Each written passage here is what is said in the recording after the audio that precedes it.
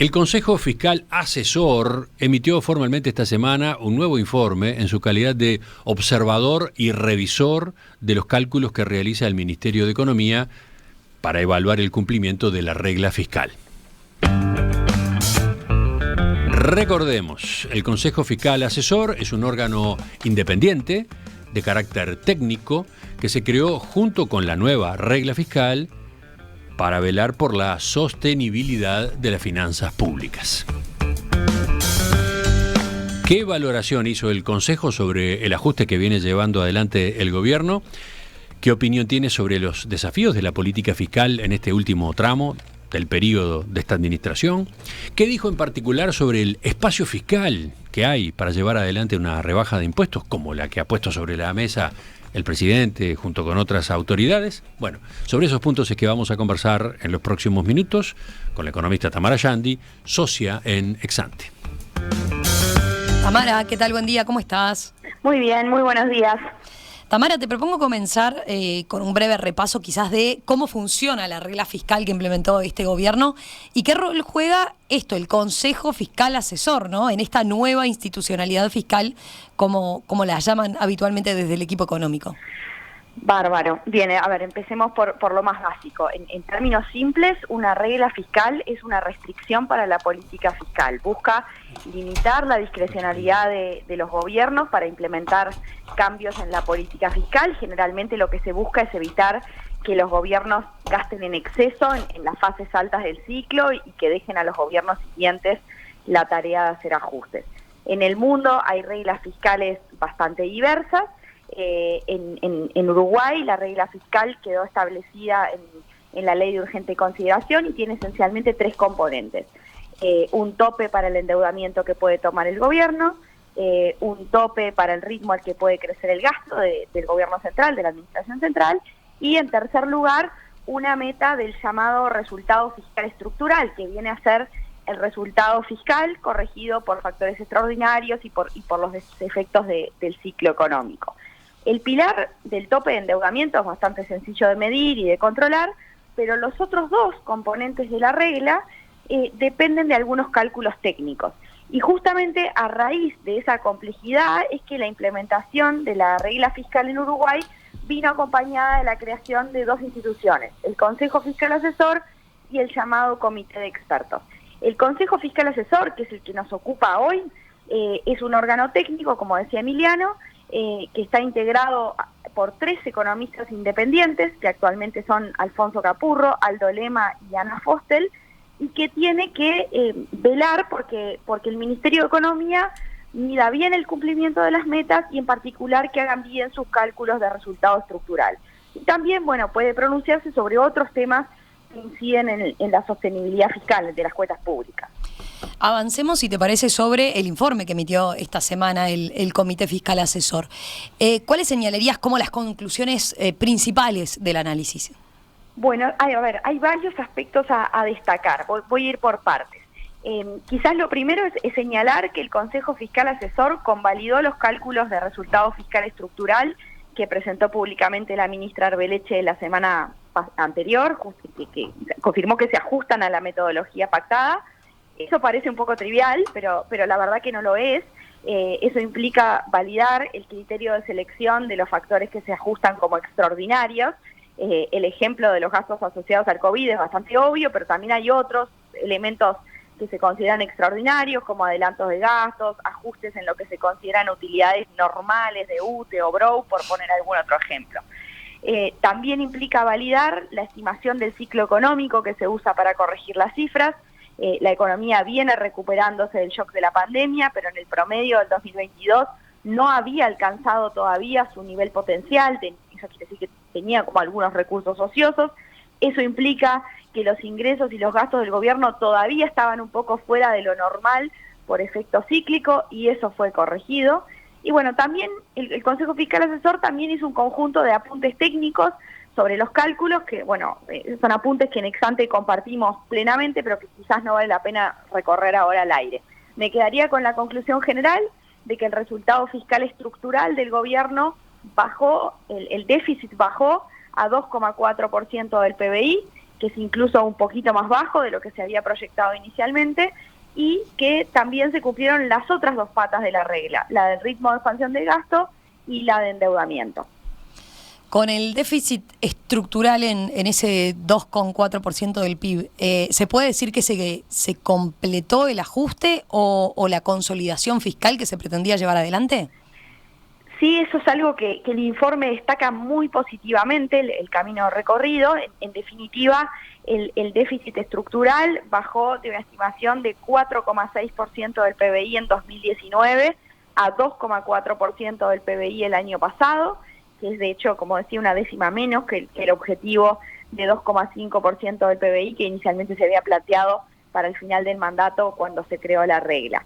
El informe del Consejo Fiscal Asesor destaca también que, bueno, que la puesta en funcionamiento de esta nueva institucionalidad fiscal y el cumplimiento de todas las metas ha venido acompañada además por una mejora en la calificación crediticia y por también por la consolidación de un spread de riesgo país, o sea, el costo que paga Uruguay por emitir deuda históricamente bajo. Esos son logros importantes de esta administración y el informe del Consejo los destaca.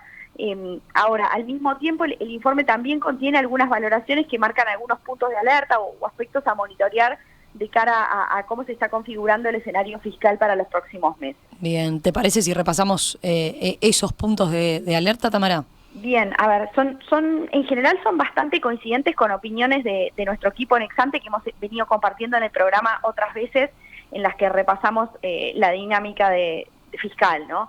Por un lado, el informe se detuvo en que, bueno, si bien el resultado fiscal mejoró de forma apreciable el año pasado, si uno lo compara con 2021, en el último trimestre se vio un deterioro relevante de unas 8 décimas del PBI. Sostuvo que en eso hay algunos factores transitorios, pero bueno, también indicó que hubo una desaceleración de la recaudación real de la DGI y bueno, que eso, y acá cito textual, constituye un factor de preocupación a ser monitoreado.